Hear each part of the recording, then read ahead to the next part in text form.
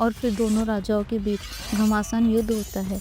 इस युद्ध में राजा हरि सिंह पराजय हो जाते हैं और राजा क्रांतिराज हरि सिंह और रानी दोनों को बंदी बनाकर कारावास में डाल देते हैं और स्वयं सिंहासन पर बैठकर उस राज्य पर राज करने लगते हैं। कारावास के अंदर राजा हरि सिंह अपनी पत्नी से कहते हैं, महारानी, आज मुझे मेरे पुत्र की बहुत याद आ रही है। अगर वह मेरे साथ होता तो शायद हम यह राज्य कभी नहीं हारते। हाँ महाराज, आपने तो मेरे मुंह की बात छीन ली। मैं भी यही सोच रही थी। हमें हमारे पुत्र को अपने पास रखना चाहिए था।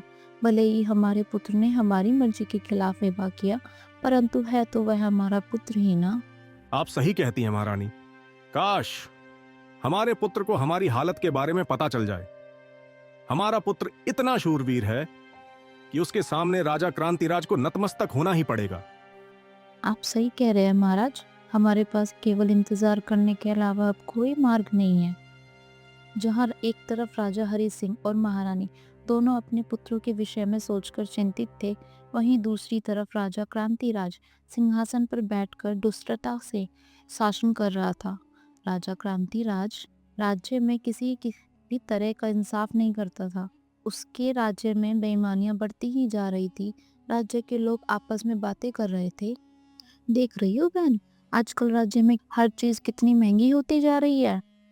हाँ बहन, जब से ये नया राजा है तब से तो राज्य की दशा ही खराब होती जा रही है। हमारे महाराज तो बहुत अच्छे थे, पर सुना है कि इस नए राजा ने उन्हें कैद कर लिया है।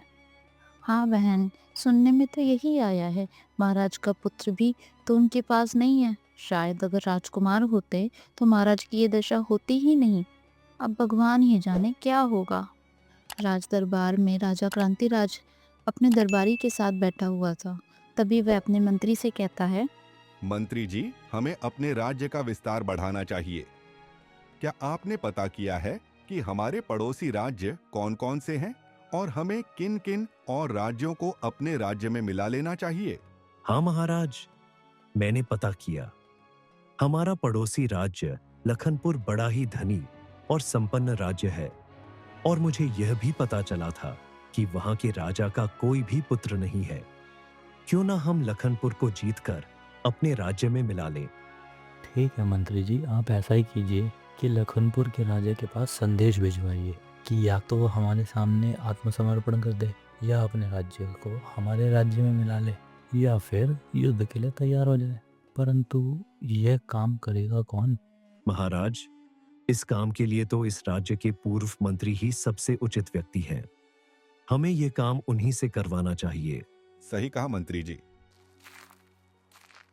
पूर्व मंत्री रामनाथ जी, आप हमारा संदेश लेकर पड़ोसी राजा के पास जाइए और उन्हें हमारा संदेश सुनाइए। जो आज्ञा महाराज, मैं आज चला जाता हूँ। इसके बाद मंत्री रामनाथ महाराज क्रांतिराज का संदेश लेकर पड़ोसी राज्य पहुंचते हैं। दरबार उन्हें राज दरबार में लेकर जाता है, परंतु मंत्री जी ने जैसे ही वहां के राजा को देखा, उनके पैरों के नीचे से जमीन खिसक गई और वह बोल पड़े, राजकुमार मोहन, आप यहाँ? ये किस तरह संभव है? ये तो राजा मान सिंह का राज्य है। जी मंत्री जी, यह महाराजा मान सिंह का राज्य है, परंतु अब इस राज्य का राजा मैं हूँ। बताइए, हमारे राज्य में सब कुछ ठीक तो है ना? और मेरे माता पिता तो ठीक है ना? नहीं नहीं राजकुमार, हमारे राज्य में तो कुछ भी ठीक नहीं है। ये आप क्या कह रहे हैं मंत्री जी? क्या हुआ? महाराज, आपको अपने पिता को छोड़कर नहीं जाना चाहिए था। आपके जाने के बाद राज्य के हालात बहुत खराब हो गए हैं। मंत्री जी, पहेलियां मत बुझाइए, साफ साफ बताइए क्या हुआ और मेरे माता पिता कहाँ हैं? राजकुमार, आपके जाने के बाद महाराजा और महारानी दोनों आपकी याद में बहुत ही उदास रहने लगे। इसलिए महाराज ने अपनी सेना पर ज्यादा ध्यान नहीं दिया और हमारी सेना के सैनिक कम हो गए। उसके बाद पड़ोसी राज्य के भ्रष्ट राजा क्रांतिराज ने हमारे राज्य पर हमला कर दिया और महाराज को परास्त करके महाराज और महारानी को बंदी बना लिया। और राजा क्रांतिराज ने यह संदेश भेजा है कि आप या तो आत्मसमर्पण कर दें या फिर युद्ध के लिए तैयार हो जाए, क्योंकि वह इस राज्य को भी जीतना चाहते हैं। उस दुष्ट राजा की इतनी हिम्मत, उसने मेरे पिता को परास्त किया और उन्हें कारावास में डाला। मंत्री जी, उसे इसकी कीमत चुकानी होगी। वो मुझसे युद्ध करना चाहता है ना, तो जाइए और उसे खबर कर दीजिए कि मैं उससे युद्ध करने के लिए तैयार हूँ। मैं अपने माता पिता के अपमान का बदला लेकर रहूंगा। जी राजकुमार, परंतु मुझे यह समझ नहीं आ रहा कि आप तो हमारे राज्य के राजकुमार हैं, इस राज्य के राजा कैसे बन गए? मंत्री जी, यह एक लंबी कहानी है। आप तो जानते हैं कि जब मैंने पिताश्री के सामने राधा के साथ विवाह का प्रस्ताव रखा तो उन्होंने मना कर दिया और मैंने राज्य छोड़ दिया। फिर मैं राधा के पास गया, हमने मंदिर में शादी कर ली और मैं एक साधारण लकड़हारा बनकर जीवन व्यतीत करने लगा। कुछ समय के बाद राधा की माता का देहांत हो गया। अब घर में केवल हम दोनों ही बचे थे। एक दिन की बात है, हम दोनों जंगल से लकड़ियाँ काटकर बेचने के लिए जा रहे थे। तभी रास्ते में हमें कोई घुड़सवार आता हुआ दिखाई दिया। वो घुड़सवार हमारे पास आते ही गिर गया। राधा ने उसे देखकर मुझसे कहा, देखिए राजकुमार मोहन, पहनावे से तो ये कोई राजा लगते हैं, और देखो ना, लगता है इन्हें किसी जंगली जानवर ने काट लिया है। ये घायल भी है। हाँ राधा, तुम सही कह रही हो। हम इन्हें अपने घर ले चलते हैं। इन्हें उपचार की आवश्यकता है। उसके बाद हम दोनों उन्हें उठाकर घर ले आए और उन्हें लेटा दिया।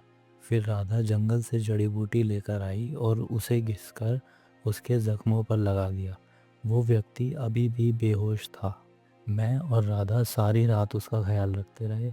कभी लेप लगाते तो कभी उसे पानी पिलाने का प्रयास करते, तो कभी उसके हाथ पांव मलते। इसी तरह सुबह हो गई और वह व्यक्ति होश में आ गया और होश में आते ही बोला, हे भले मानस, कौन हो आप लोग जो मेरी इतनी सेवा कर रहे हैं? हम इसी जंगल में रहते हैं। कल आप अपने घोड़े से आ रहे थे और अचानक से गिरकर बेहोश हो गए, और फिर हमने देखा कि आपके पैरों में जख्म भी है, इसलिए हम आपको अपने घर ले आए। आप कौन हैं? मैं पड़ोसी राज्य का राजा मान सिंह हूँ। मैं जंगल में शिकार के लिए आया था और हिरण का पीछा करते करते मैं जंगल में काफी अंदर निकल गया था, और फिर जब मैंने पीछे मुड़कर देखा तो मेरे सारे सैनिक पीछे छूट गए थे। मुझे कोई भी दिखाई नहीं दे रहा था। तभी अचानक से मुझ पर सामने से एक शेर ने हमला कर दिया। मैंने अपनी तलवार लेकर उससे युद्ध किया और उसे मार दिया, परंतु इस युद्ध में उसने मेरे पैर काट दिए थे और मेरे पैर जख्मी हो गए थे। मैं अपने घर की तरफ वापस जा रहा था, तभी रास्ते में गिरकर बेहोश हो गया। ठीक है महाराज, आप अब स्वस्थ हैं और अपने घर जा सकते हैं। आप दोनों का बहुत बहुत शुक्रिया। क्या आप दोनों इतने घने जंगल में अकेले ही रहते हैं? जी महाराज। फिर मोहन ने महाराज मान सिंह को अपनी सारी कहानी सुनाई। यह सब सुनकर महाराज बोले, राजकुमार मोहन, अगर आप बुरा ना मानो तो मैं आपको कुछ कहना चाहता हूँ। निश्चित होकर कहिए महाराज। राजकुमार मोहन, मेरी कोई संतान नहीं है और मेरी पत्नी महारानी लीलावती का वर्षों पहले स्वर्गवास हो गया, और मेरी भी तबीयत अब ठीक नहीं रहती है। इसीलिए अपने राज्य का कार्यभार संभालने के लिए मुझे एक योग्य युवक की तलाश थी।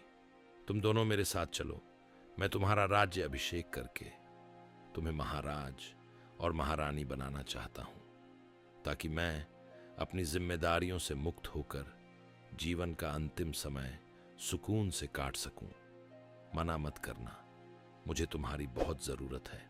इसके बाद मैं और राधा महाराज के साथ उनके राज्य चले गए। महाराज ने हम दोनों का राज्याभिषेक किया और मैं राजा बनकर राज्य के कामकाज को संभालने लगा। राधा भी मेरी मदद करने लगी। कुछ ही दिनों बाद महाराज की तबीयत बिगड़ गई और जल्दी ही उनका निधन हो गया।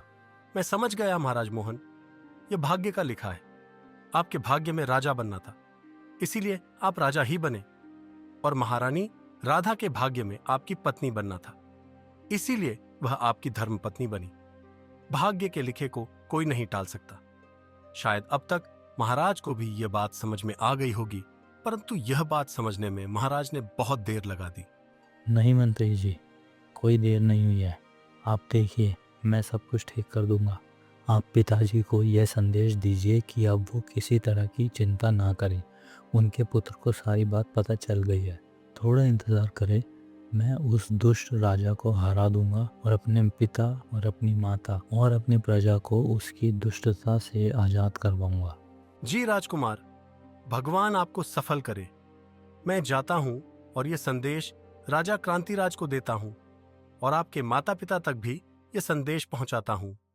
मंत्री अपने राज्य वापस आ जाते हैं और महाराज क्रांतिराज को सारी बात बताते हैं। महाराज क्रांतिराज यह सुनकर कहते हैं, ठीक है, तो मंत्री जी युद्ध की तैयारी आरंभ कर दी जाए। इसके बाद मंत्री चुपचाप वहां से कैद खाने में जाते हैं और महाराज को सारी बात बताते हैं। यह सुनकर महाराज हरि सिंह कहते हैं, मंत्री जी, मुझे पूरा विश्वास था कि अगर मेरे पुत्र को ये सारी बातें पता चलेंगी तो वह अवश्य ही युद्ध करके इस दुष्ट राजा को हराकर मुझे आजाद कराएगा। देखा महारानी, अब हमारे पुत्र को सारी बात पता चल गई है। तुम देखना, अब हम इस कदखाने में ज्यादा दिन नहीं रहेंगे। आप सही कह रहे हैं महाराज, हमारा पुत्र अब जल्दी ही आएगा और हमें छुड़ा कर ले जाएगा, और अब तो हमारी पुत्र वधू भी साथ है। हम भी उन दोनों का राज्य अभिषेक बड़ी ही धूमधाम से करेंगे। ठीक है मंत्री जी, अब आप जल्दी से यहाँ से जाइए, कहीं कोई देख ना ले, और हाँ, समय समय पर हमें सूचना देते रहिएगा। जी महाराज। और फिर मंत्री जी वहां से चले गए। दोनों राज्य के राजा अपने अपने राज्यों में युद्ध की तैयारी करने लग गए। कुछ समय बाद दोनों राजाओं के सैनिकों के बीच घमासान युद्ध हुआ और दोनों राजा भी अब आमने सामने थे। उन दोनों का भी घमासान युद्ध होने लगा। तभी राजा क्रांतिराज के हाथों से तलवार छूटकर गिर गई। तब महाराज मोहन ने उसके गले पर तलवार रखी और बोले, यदि मैं चाहूँ तो तुम्हारा अभी कत्ल कर सकता हूँ, परंतु मैं ऐसा करूँगा नहीं, क्योंकि तुमने मेरे माता पिता को कारागार में रखा है। मैं उनके हाथों से तुम्हें भी कारागार में डलवाऊंगा। जब राजा क्रांतिराज ने उनके मुंह से माता पिता सुना तो वह चौंक गए और उन्होंने पूछा, इस राज्य के राजा तुम्हारे माता पिता? कौन हो तुम? इस राज्य का राजकुमार और लखनपुर राज्य का महाराज मोहन। इसके बाद महाराज मोहन उसे पकड़कर अपने पिता के राज्य में ले आए।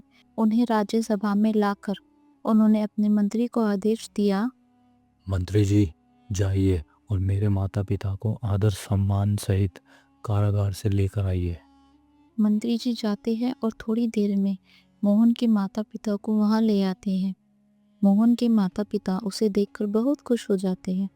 हमें पूरा विश्वास था पुत्र कि तुम इस युद्ध में जरूर सफल होगे और तुम ही हमें कारागार से बाहर निकालोगे।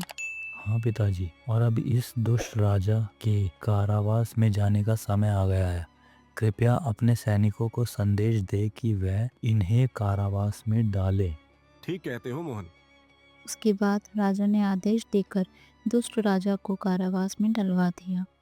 फिर वो लोग महारानी राधा से मिलकर बहुत प्रसन्न हुए और बाद में दोनों राज्य को आपस में मिला दिया गया। महाराज मोहन अब संपूर्ण राज्य के राजा बना दिए गए और राधा महारानी। और इस तरह भाग्य का लिखा आखिर होकर रहा और सभी लोग खुशी खुशी जीवन व्यतीत करने लगे।